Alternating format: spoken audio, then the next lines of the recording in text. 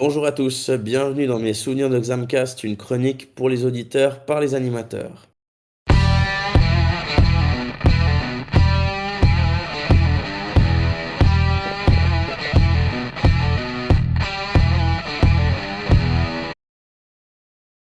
Ce soir, je suis avec Mirko. Salut Mirko. Salut Mathéo. Je suis là pour évoquer tes souvenirs de Xamcast qu'animateur et finalement directeur de cette émission. Tu es à l'origine enfin, tu fais partie des pères fondateurs de ce podcast, donc je te laisse la parole. Effectivement, merci Mathéo. Alors, j'aime pas trop le terme directeur, je préfère le terme fondateur. Mais voilà, vous m'appelez comme vous voulez, il y a pas de problème. Voilà, c'est à mon tour d'évoquer mes souvenirs de Xamcast. Alors, en tant qu'animateur principal et présent à chacune des émissions depuis le début de Xamcast, vous vous doutez bien que je ne pouvais pas sélectionner que deux ou trois souvenirs. Je devais en sélectionner un petit peu plus. Ça ne te surprend pas, Mathéo? Absolument pas. J'ai débarqué dans cette émission quelques 4 5 mois après sa fondation, donc je me rends bien compte que le choix est beaucoup plus dur. Ok, alors moi j'ai fait le choix de les aborder de manière en deux catégories.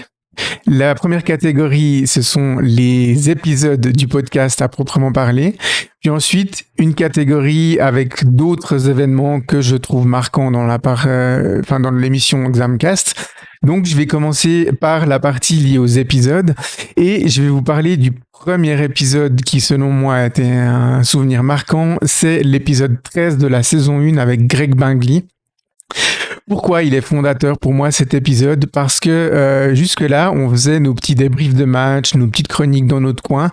Et puis un jour, j'ai eu l'idée un peu folle d'avoir un invité pour l'épisode spécial à Noël, notre dernier épisode avant Noël. Et j'ai décidé d'inviter Greg Bingley parce que j'avais eu des contacts avec lui sur Facebook quand il était encore vice-président du club. Et je suis allé au culot, je lui ai envoyé un message, je lui ai expliqué la démarche et il a répondu. C'était un chouette épisode. Et puis ensuite, il nous a ouvert les portes de tout ce qu'on fait aujourd'hui hein, avec Zamcast, les interviews, les contacts avec le club, puisque c'est lui qui nous a mis en lien avec le club. Donc voilà, un épisode très fondateur pour moi avec Greg Bingley, Mathéo. Si Ouais, tu bah, veux.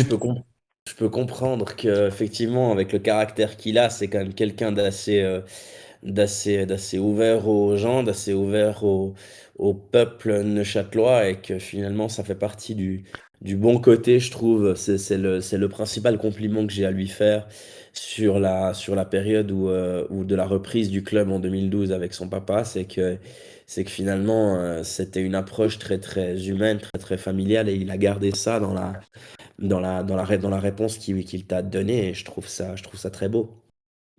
Oui, effectivement. Deuxième souvenir marquant, c'est évidemment l'épisode 18 de la première saison, l'épisode avec Raphaël Nuzzolo. Raphaël Nuzzolo, jusque-là, je le connaissais comme footballeur, légende vivante du club. Et là, j'ai appris lors de cet épisode à connaître le personnage qui est extrêmement chaleureux, extrêmement sympathique. Il s'est vraiment pris au jeu de l'interview. Il nous a dévoilé beaucoup d'anecdotes le concernant dans son passage à Xamax, mais aussi dans ses périodes, ses années à Young Boys. Et puis encore aujourd'hui, Rafael Nuzzolo, quand je le croise, on se salue, que ce soit au stade ou on s'est croisé une fois en dehors du stade. Et puis c'est un personnage extrêmement sympathique. Donc il fait partie de nos fidèles auditeurs. Donc Raph, merci d'être venu à l'antenne. Et puis voilà, au plaisir de te bonne fête de fin d'année à toi et à la famille. Et puis au plaisir de te recroiser prochainement à la Maladière ou ailleurs. Oui, la seule raison pour laquelle il n'a pas figuré dans mon top, vous le verrez quand vous écouterez mon interview à ce sujet.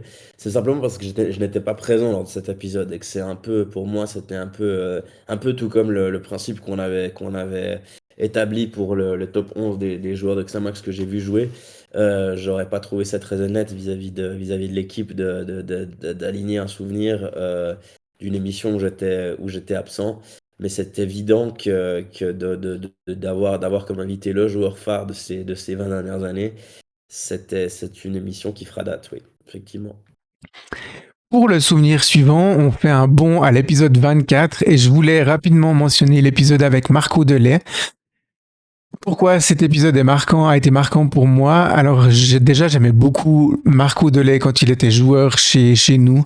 J'adorais sa fougue et son espèce de grain de folie, en plus de son côté, de sa technique irréprochable.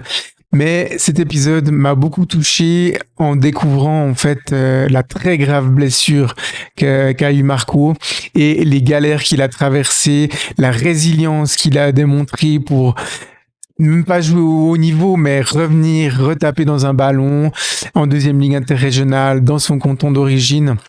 Et pour moi, ça m'a beaucoup touché. Je l'ai dit à Marco pendant l'épisode, mais moi, j'aime beaucoup véhiculer des valeurs humaines au sein de Xamcast. Et là, c'était un exemple vraiment très touchant pour moi, énormément. J'ai été très touché par toute la résilience dont a fait preuve Marco pour voilà rejouer au football et prendre du plaisir. Ouais, bah, c'est sûr que d'entendre ces témoignages de joueurs qui ont traversé des galères physiques et des blessures, c'est certain que c'est toujours touchant et poignant et marquant d'entendre d'entendre ce genre de témoignages-là et de voir finalement des joueurs qui ont su passer au-delà de ces déceptions parce que finalement la volonté de jouer passait au-dessus de tout. Donc je suis assez d'accord avec toi que c'est toujours poignant et touchant comme histoire. Pour le souvenir suivant, je vais être assez bref. Il a déjà été évoqué. C'est évidemment Carlos Varela. Carlos Varela, c'est un personnage incroyable. Lors de son passage à Xamcast, il a tout simplement été à la hauteur de sa légende. J'ai pas de terme autre pour qualifier le personnage de Carlos Varela. Et puis, en toute confidence, moi, je pensais que Carlos Varela avait une personnalité peut-être un peu distante. Il aurait pu avoir une relation un peu distante avec nous, que ce soit dans le podcast ou après. En fait, pas du tout. Il est hyper chaleureux. Carlos, on le croise encore régulièrement au bord du terrain quand Blue Sport couvre les matchs de Xamax. Et puis tu peux le confirmer, Mathéo, mais avec nous, c'est une crème. Il est hyper sympathique. Il nous traite vraiment comme d'égal à égal. Et c'est toujours un plaisir d'échanger avec lui. Oui, moi je l'ai croisé également à l'occasion de couverture de match pour un autre média. Et c'est vrai que de nouveau, c'est une très belle rencontre. Tu l'as dit, c'est un personnage, il a été à la hauteur de sa légende. Il nous a fondu un épisode qui a vraiment fait date. Je pense que ce genre de personnage-là, on a vraiment eu la chance de l'avoir pendant un week-end de trêve internationale. Parce que je pense qu'on aurait été un peu certainement déçu de la longueur si on avait dû la voir sur, par exemple, un week-end où il y avait du championnat suisse, mais qu'il était libre et qu'il n'avait pas d'obligation avec Blue. Je pense que, sincèrement, on aurait été déçu parce c'était le genre je pense que c'était le genre de personnage auquel il fallait consacrer du temps pour son interview. Et moi, enfin, quand je repense à ce soir-là, il y a des choses, mais même enfin, de ce qui se passe, enfin, quand on voit les conditions de son arrivée à Xamax, de son départ, des dessous de ses histoires avec les arbitres, c'est vraiment, c'était quelque chose. Enfin, franchement, on était comme des enfants, quoi, à l'écouter et finalement à prendre une assez grosse claque dans la figure par rapport à la réalité du foot suisse. Et moi, personnellement, je suis totalement d'accord avec toi. C'est un épisode vraiment formidable et ça nous a permis de faire une très belle rencontre dans le monde des consultants et anciens joueurs. Merci, ouais. Pour mon souvenir suivant, on va pas plus tard qu'un épisode plus loin. C'est l'épisode de Mounir Soufiani. Pourquoi cet épisode m'a marqué? Moi, en fait, j'ai été de nouveau, comme pour Marco Delay, touché par un peu l'à côté du foot. Ce qui m'a touché chez Mounir, outre sa franchise, à parler de son passage à Xamax et puis de sa carrière, c'est que actuellement, voilà, le foot est une partie de son travail en tant qu'entraîneur, et puis il travaille en tant qu'éducateur auprès des jeunes, et puis il allie en même temps ses compétences d'éducateur et ses compétences dans le football pour aider ces jeunes. Et vous le savez maintenant, chers auditeurs, moi je travaille dans le milieu de la santé mentale, je suis infirmier en santé mentale, donc forcément que des choses de ce type-là, ça ne pouvait que me toucher. On en a beaucoup parlé en dehors de l'antenne avec Mounir par message. Et puis ça m'a vraiment touché pour voilà un joueur qui n'a pas joué très très longtemps hein, chez nous, mais qui est vraiment extrêmement sympathique. Et puis il nous a promis que quand il venait en Suisse, il nous faisait signe. Donc Mounir, si tu nous écoutes, on t'attend fermement. Oui, moi, si ça fait partie des épisodes que j'ai pas forcément mis dans mon top parce que c'est pas des joueurs que j'ai pu forcément vivre, enfin que j'ai pu forcément voir évoluer de par mon jeune âge. Maintenant, c'est vrai que j'ai moi aussi le souvenir de quelqu'un de très posé, la main sur le cœur sur la main, et finalement une personnalité très attachante. Hmm. De nouveau, pour le souvenir suivant, on va pas trop loin dans le temps. On va à l'épisode 27 de la première saison. C'est bien évidemment Didier Olé-Nicole. Comment je pouvais ne pas citer Didier Olé-Nicole dans mes souvenirs marquants? Je vais pas revenir sur le contenu de l'épisode parce que j'en serais incapable. Mais par contre, je pense que c'est l'épisode où j'ai le plus progressé en tant qu'animateur parce que j'ai passé mon temps à essayer de prendre le fil de l'interview tellement Didier allait vite, il sautait les questions, il faisait toute sa carrière sans qu'on l'arrête. Pour finir, on a dû raccourcir. Il y a plein de questions qu'on ne lui a pas posées. J'ai même dû un peu le cadrer parce que ce qu'il faut savoir, chers auditeurs, c'est que avant l'enregistrement, Didier Olé-Nicole nous a demandé combien de temps il fallait compter pour l'enregistrement de l'épisode. À ce moment-là, on avait déjà eu Carlos qui était à plus de 3 heures, presque 4 heures. Donc on lui a dit il faut compter entre 2 et 3 heures. Il nous a dit oh là là, mon Dieu, j'ai pas autant de temps. Et pour finir, on a dû le stopper.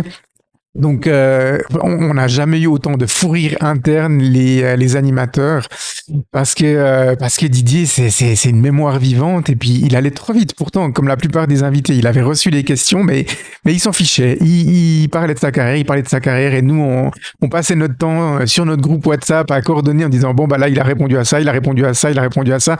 Donc c'était un épisode marquant de par le contenu, mais aussi assez drôle par l'animation. Tu peux que plus voyez. Je pense que Didier et Nicole, il parle plus que Michael et moi réunis, quoi.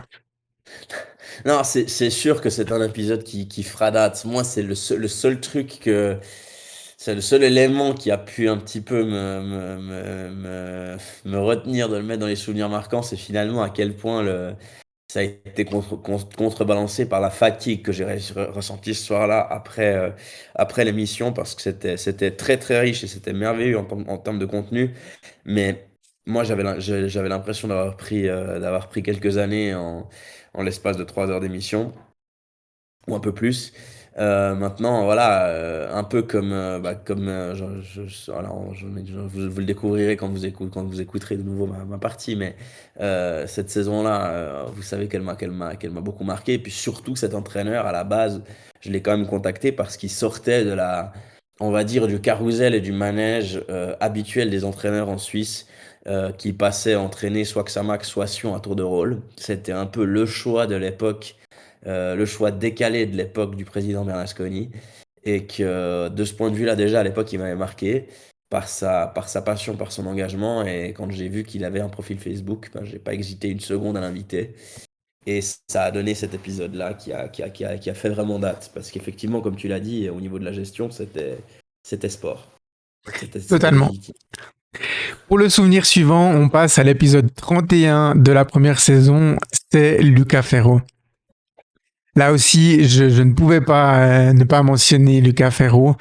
C'était un épisode incroyable. Alors tu en as déjà parlé dans ta rubrique, Mathéo. Donc on va pas trop s'étaler non plus, mais on a eu le plaisir de le faire à deux. Hein, cet épisode un dimanche soir à 21h.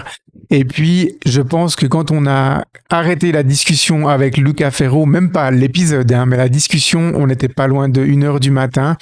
Et puis Luca Ferro, cet épisode-là, il est légendaire de par ses anecdotes, mais surtout, je pense que la séquence où il évalue les compétences de paddle de plein d'anciens joueurs de l'équipe et de membres du staff, elle vaut le détour à elle toute seule. C'était légendaire. On a ri, mais comme jamais, je pense, avec Matteo dans cet épisode. Et ça, c'est entièrement grâce à Luca. Et il a vraiment illuminé cet épisode de sa présence. C'était incroyable. Et puis là aussi, il était à la hauteur de sa légende. Vraiment. Ouais, ouais, et puis je le répète, mais pour les auditeurs de Xamcast qui ne sont pas italiens et qui ne connaîtraient pas la Ligurie en Italie, et notamment la zone de la Ligurie où il habite, sincèrement, c'est un conseil, allez y faire un tour en vacances, parce que c'est vraiment une zone qui est peut-être moins connue que les classiques qu'on puisse connaître en Italie, Ligurie, Pouille, Sicile, etc., etc. Mais c'est vraiment, c'est joignable en voiture. Franchement, c'est assez pratique, c'est assez vite joignable en voiture et vous passez un merveilleux moment et vous mangez bien. C'est la petite parenthèse conseil touristique de la rubrique. Pour le souvenir suivant, on passe au dernier épisode de la saison 1. C'est le bilan de la saison à la Maladière avec Christophe Moulin. Je le mentionne parce que c'était un épisode incroyable de le faire devant du public, ça a déjà été dit, mais c'était la concrétisation d'une idée folle. Moi, depuis que j'ai fondé Xamcast, je suis plein d'idées, tout le temps. J'en ai plein dans ma tête et elles se concrétisent pas forcément toutes, mais celle-ci, je l'ai eue assez rapidement en début d'année. Elle a germé, j'ai dû un petit peu améliorer le concept, mais en fait, tous les projets que j'ai présentés au club ont été acceptés, de le faire à la Maladière, d'avoir un membre du club pour venir débriefer la saison avec nous, avoir du public, faire un concours pour le public.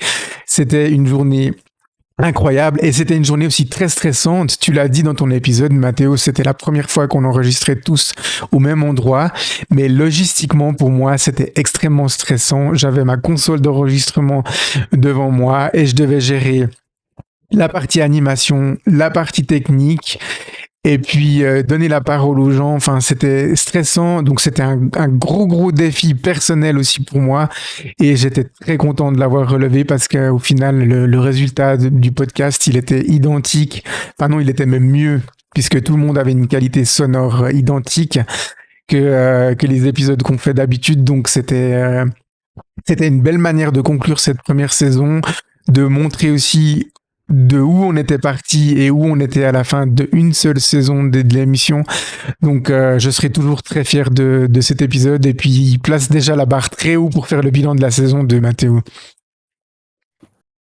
Oui, c'est clair que, ben, comme je l'ai dit également moi dans ma rubrique, c'était extraordinaire comme journée d'avoir une salle du stade qui nous était réservée. En plus de ça, avec tous ces fanions les affiches, on va dire, et les rencontres légendaires que Xamax a vécues en Coupe d'Europe, parce il y avait les affiches des fanions encadrées des plus grands matchs européens, le petit espace qui était aménagé pour le public, cette sensation aussi d'être à une table avec un micro et d'être assis un peu dans une ambiance studio de journaliste, c'était vraiment un moment. Puis avec cette baie vitrée qui donnait sur le terrain et sur le stade, c'était un décor absolument idyllique pour boucler la saison 1. Totalement. On passe maintenant à la saison 2. Alors, elle est vieille que de la moitié. Hein. Il nous reste encore une moitié d'épisodes de saison à faire. Mais j'ai quand même retenu 3 épisodes marquants pour moi lors de cette deuxième saison. Le premier, c'est l'épisode avec Christian Bingli.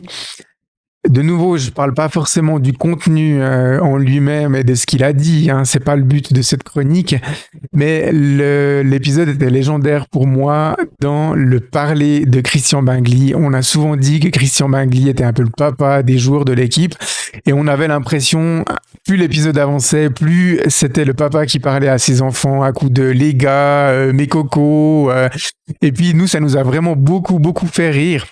Et puis, quelque part, il a amené cette dimension familiale que tu évoquais avec Greg Bingley, ben elle est, enfin, le fruit est pas tombé loin de l'arbre comme on dit. Et puis les valeurs de Greg, elles sont directement celles issues de son père Christian.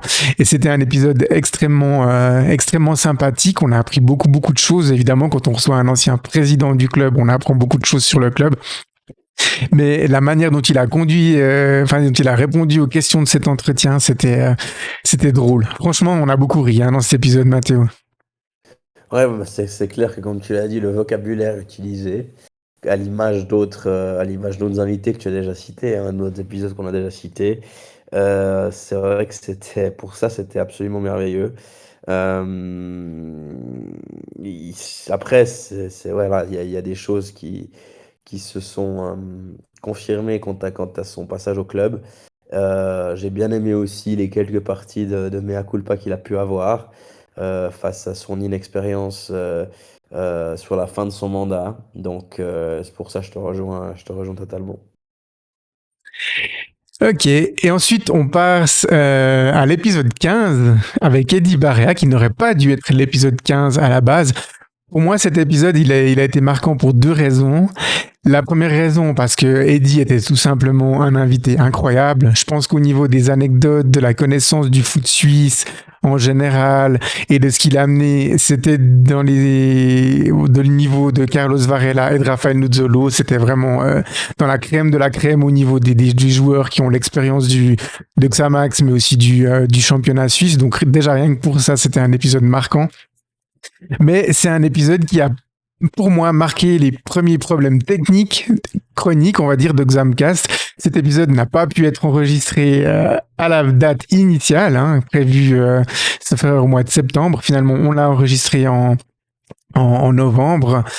Donc, on a passé, Mathéo, je pense, un peu moins de 2 heures à essayer de l'enregistrer, cet épisode, sans que ça puisse se faire. Eddie a été très compréhensif.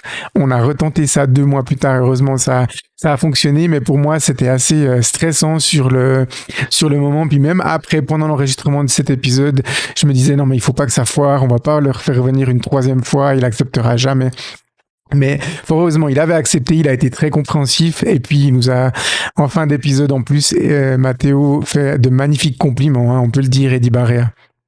Ouais, c'était une personnalité finalement très sympathique qui a reconnu vraiment à sa juste valeur notre travail réalisé jusque-là. Et de ce point de vue-là, c'est effectivement aussi au niveau de la rencontre et de ce qu'il a pu nous dire, même à la fin de l'épisode en off. J'étais personnellement très content de cette rencontre qui s'est faite également via le petit réseau journalistique que j'ai eu l'occasion de me faire en cette année 2024. Et je suis ravi de pouvoir le faire profiter à l'équipe quand je peux via ce genre d'invité. Ouais, et bien on te remerciera jamais assez pour ça. Voilà, le dernier épisode que je voulais évoquer, c'est notre avant-dernier épisode, du coup, jusqu'à ce jour. C'est l'épisode avec Xavier Marguera. Alors, je voulais l'évoquer pour 2 raisons. La première, c'est pour le côté chill de Xavier. Parce que ce qu'il faut savoir, c'est que là, de nouveau, Mathéo, c'est toi qui as eu le contact de Xavier. Tu l'as croisé lors de tes couvertures journalistiques pour ton autre activité. Il a tout de suite accepté et on lui lance un message le 25 novembre. Et puis, pendant 10-15 jours, aucune réponse. Il nous répond le 5 décembre en disant « C'est OK pour dans 3 jours ». Et là, Mathéo, on s'est pas consulté, mais on a pensé exactement la même chose. Et d'ailleurs, je lui ai répondu à Xavier, mais c'est dans 3 jours, ça, avec un smiley qui rigole, parce que je pense que Xavier, il avait pas mesuré toute la préparation que nous pouvons faire pour un épisode de Xamcast. Plus la carrière du joueur est longue, évidemment, plus ça demande de travail pour se replonger dans la carrière, histoire de pas passer pour des rigolos quand on donne nos interviews, d'être le plus précis possible, d'avoir des questions les plus intéressantes possibles.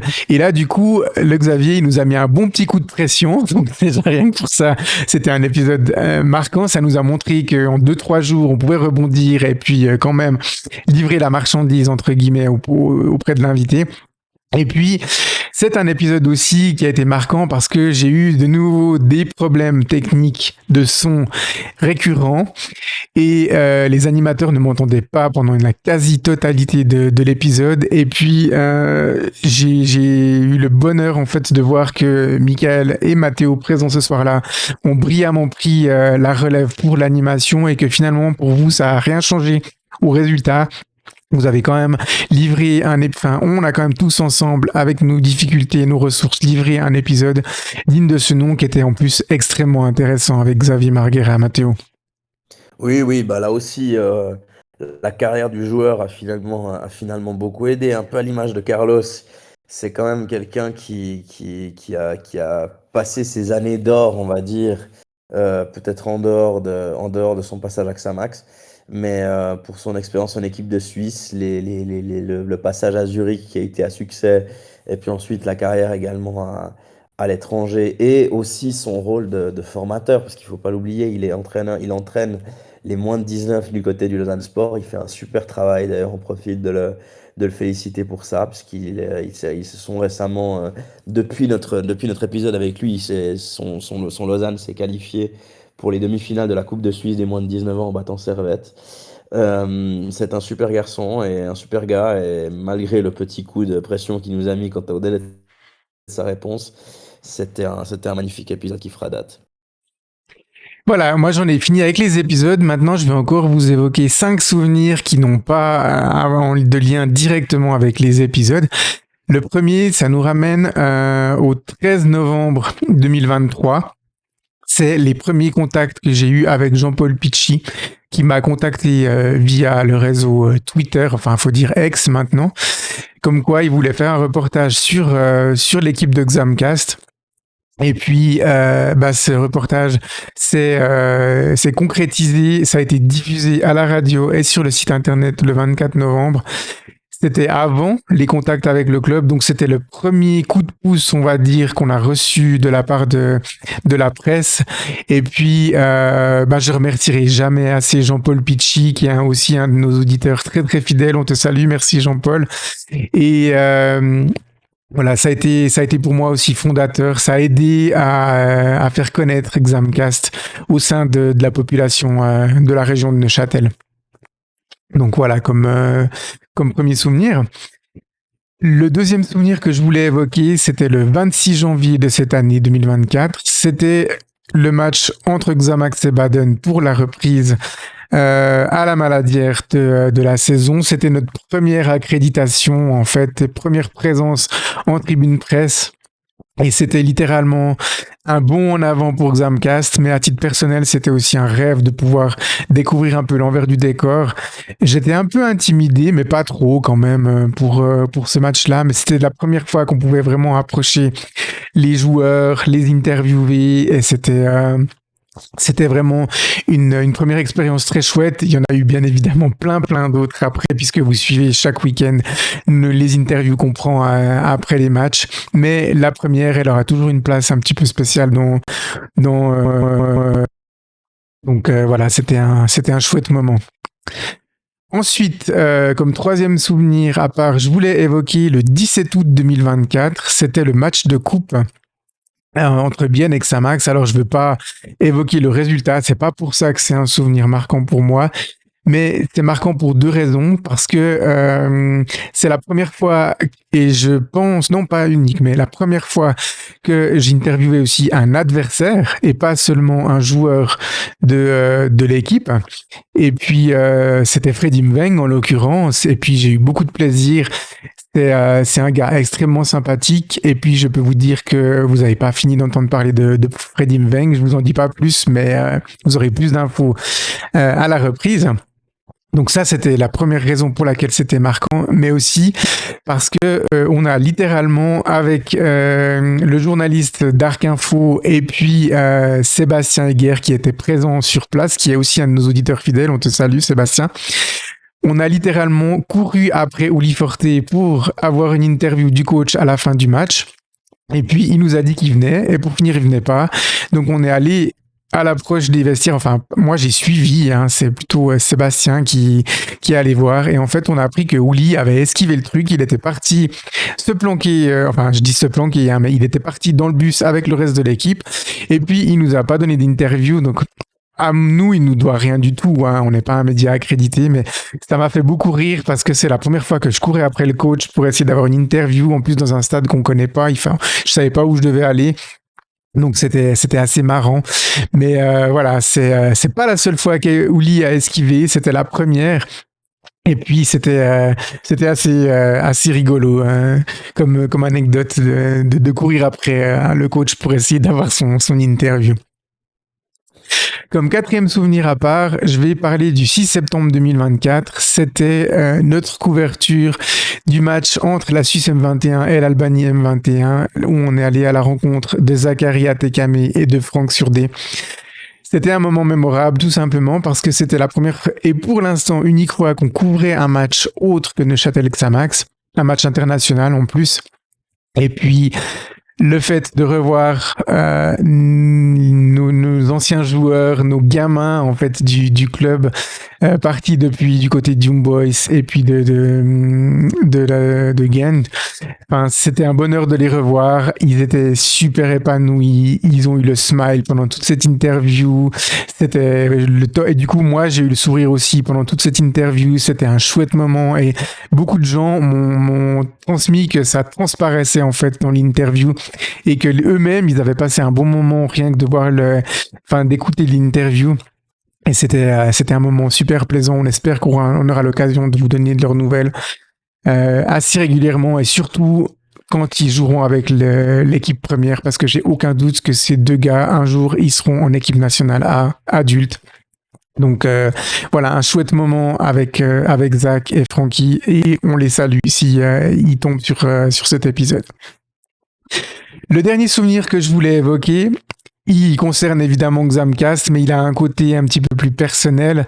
C'est évidemment le 8 novembre 2024 et le match à Vaduz, entre Vaduz et Xamax, qui marque ma première expérience de consultant sur RTN. Donc de nouveau, je remercie Jean-Paul Picchi et Damien Pichopello, puisque c'est grâce à eux que j'ai pu faire cette première expérience qui ne restera pas sur une première expérience.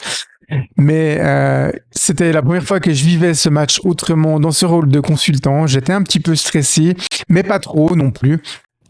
Et puis voilà, c'était vraiment un moment à part. Et puis même si j'étais quand même présent pour Xamcast, eh bien je l'ai aussi fait à titre personnel et ça restera voilà un souvenir mémorable. Il y aura d'autres expériences, je le sais.